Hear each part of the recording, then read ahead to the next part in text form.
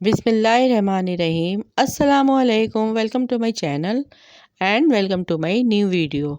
जहाँ रहें खुश रहें, हैप्पी रहें। आज मैं आप लोगों के लिए क्रिस्पी पकोड़ों की बहुत ही परफेक्ट रेसिपी लेकर आई हूँ।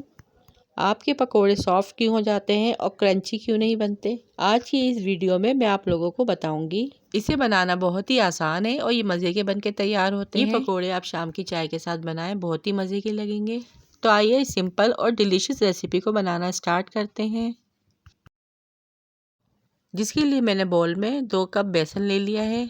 बेसन को मैंने पहले ही छान लिया था। अब इसमें 1 टीस्पून नमक ऐड करेंगे, हाफ टी स्पून हल्दी ऐड करेंगे, 1 टीस्पून पिसी लाल मिर्च, 1 टीस्पून कुटी लाल मिर्च, 1 टीस्पून साबुत धनिया ऐड करेंगे और 1 टीस्पून कुटा हुआ धनिया, 1 टीस्पून जीरा और 1/4 टीस्पून मीठा सोडा ऐड करेंगे, हाफ टी स्पून अजवाइन और हाफ टी स्पून जर्दे का रंग ऐड करेंगे, 1 टीस्पून चाट मसाला और 1 टीस्पून अनारदाना ऐड करेंगे।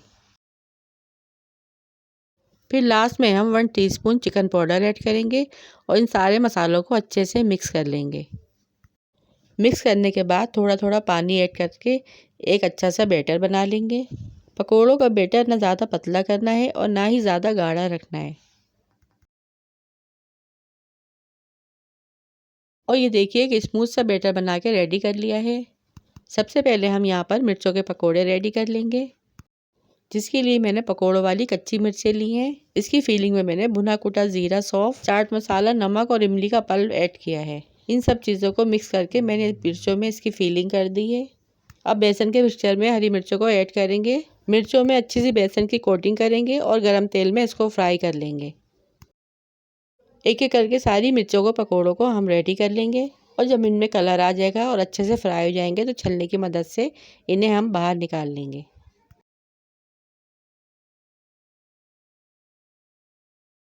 मिर्चों के पकोड़े रेडी हैं। अब चलते हैं मिक्स पकोड़े बनाने की तरफ। जिसके लिए मैंने उसी बचे हुए बेसन में एक छोटा आलू, जिसे मैंने छोटे टुकड़ों में काट लिया है, वो ऐड कर देंगे। बारीक कटी हुई 1 प्याली पालक ऐड की है। 3 से 4 बारीक कटी हुई हरी मिर्ची ऐड करेंगे। एक छोटी प्याज जिसे मैंने बारीक कट कर लिया है, वो ऐड कर देंगे। आधी प्याली हरी प्याज ऐड करेंगे और इन सारी चीज़ों को बेसन में अच्छे से मिक्स कर लेंगे।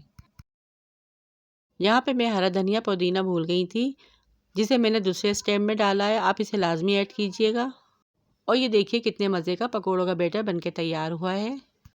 अब गरम तेल में हम इसे थोड़ा थोड़ा हाथों की चमचे की मदद से तेल में ऐड करेंगे और इसे कलर आने तक, क्रिस्पी होने तक फ्राई करेंगे। याद रहे यहाँ पर चूल्हे का फ्लेम हमें मीडियम रखना है, हाई नहीं रखना। अब दूसरे स्टेप में मैंने हरा धनिया पुदीना ऐड कर दिया है। मिक्स करके इसके भी पकोड़े बना लेंगे।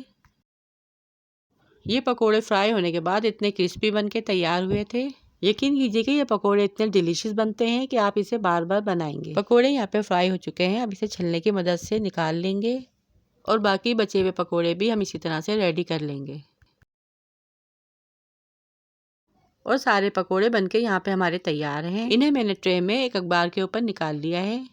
और ये देखिए कितने क्रिस्पी और क्रंची लग रहे हैं और ये बहुत ही क्विक से स्नैक हैं। जब आपका दिल चाहे आप इसे बना के खा सकते हैं। आप एक बार मेरे तरीके से जो जो मसाले मैंने ऐड किए हैं इन पकोड़ों में, सेम उसी मेथड से और उन्हीं इंग्रेडिएंट से रेडी करेंगे तो आपके पकोड़े यकीनन बहुत ही शानदार बनेंगे और खा के हर कोई इन पकोड़ों की तारीफ करेगा। इन पकोड़ों को आप किसी भी सॉस या चटनी के साथ एंजॉय कर सकते हैं। सो आई होप आपको ये मेरी आज की रेसिपी जरूर पसंद आई होगी। पसंद आई तो वीडियो को लाइक, शेयर और चैनल को सब्सक्राइब लाजमी कीजिएगा और कमेंट्स में अपनी राय का इजहार लाजमी कीजिएगा कि आपको मेरी रेसिपीज कैसी लगती हैं। रखिएगा अपने प्यारों का ढेर सारा ख्याल। दुआओं में याद कीजिएगा। Thanks for watching. Allah Hafiz.